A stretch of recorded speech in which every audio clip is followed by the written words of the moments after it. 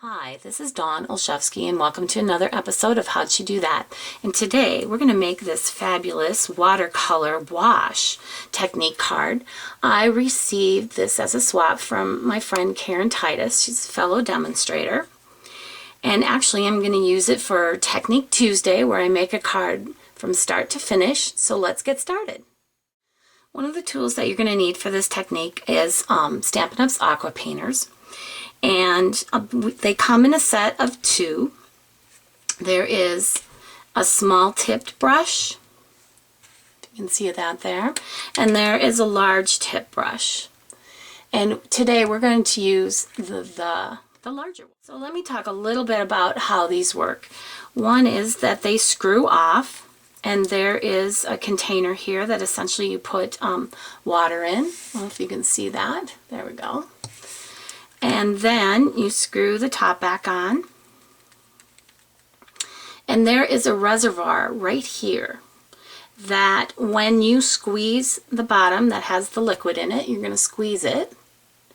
And you might have seen it just start to fill a little bit. So as you squeeze that, it allows the water to go into that reservoir and essentially hit your brush here and put the water on your brush. So that's how it works. We're going to use that to do our color wash technique, so I'll get to that here next. We're going to do a little stamping with our Serene Silhouettes stamp set. It comes with these 4 images, and we're going to use for our card here the bird image. I'm going to stamp that with Stays On ink. And this is a great ink when you're using anything that has a watercolor sort of technique. Alright, now we'll get this inked up, and actually I prefer inking upside down, then I can see that I've covered my entire image here. I'm going to stamp that on. This is shimmery white. Now the shimmery white is a great paper, kind of a cardstock paper to use for a watercoloring technique as well. Especially if you don't fancy yourself as a watercolorer. It's a little more forgiving than some of our other paper. So this measures, let's see, 3 3/4 this way by 2 1/2. Now this is a fast drying ink, so we can move on pretty quickly. What we're going to do is we're going to come in with one of our colors, Daffodil Delight. And actually before I open it, I want to pinch this and squeeze it together. And the reason I'm doing that is when I open it up, the ink from this part here had touched the lid here, and it pools up for me, and that's exactly what I'm looking for here for this technique. Then I'm going to go back to my Aqua Painter, make sure it's a little dry, so I'm going to make sure that water gets in there. And I got a little bit too much, so I'm going to pull it off. There we go, that's perfect. And I'm going to pull off some of that ink from our ink pad here. Now what I want to do a quick wash, just like this. And that's it. It's easy as that. So what I want to do is I'm going to clean off my brush until it runs clear, and I'm going to go to the next color. So we're going to do the same thing. And this is Marina Mist. That's pooled there.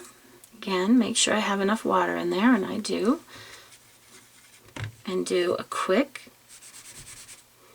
there we go. Pull this off till it runs clear. And then come in with our last one. This is Baja Breeze. And one last time.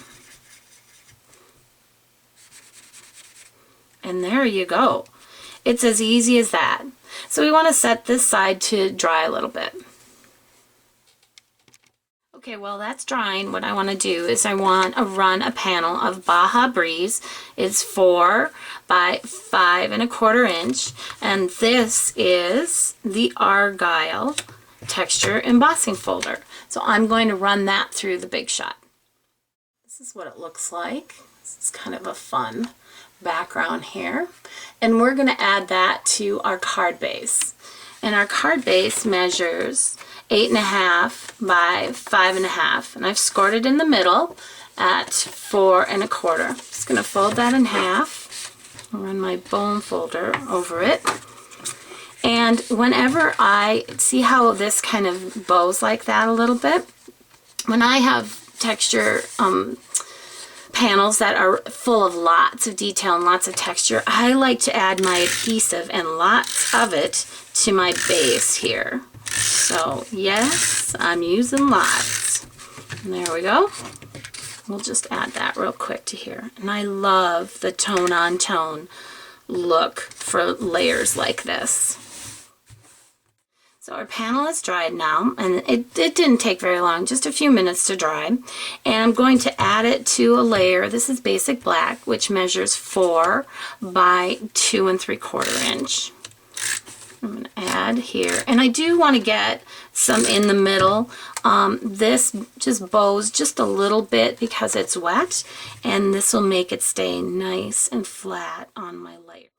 Add a little ribbon here. This is our 1/4 inch stitched grosgrain in Daffodil Delight. I'm going to just add it with a quick knot here.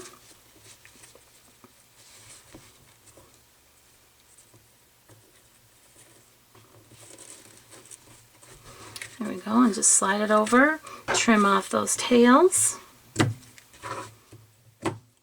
Just adding a few dimensionals on the back here, and I like to kind of pinch them a little bit. It makes the paper come up a little and I can grab it. And then we'll pull those off and add it to our card. And there we go. Isn't that great? I love it. So let's see, I am going to add just a little inside panel. This is optional. I've stamped the birds here in the bottom corner. You don't need as much adhesive on these inside panels. And we'll just put that right there, and you can add a greeting to it. So I also there's some other images in this same stamp set, so I thought, well, how would they look with that same color wash technique? Use all the exact same materials. So there's the tree, and there's kind of the wildflowers there. So this is kind of a great little trio of the Serene Silhouettes, so I hope you enjoyed that.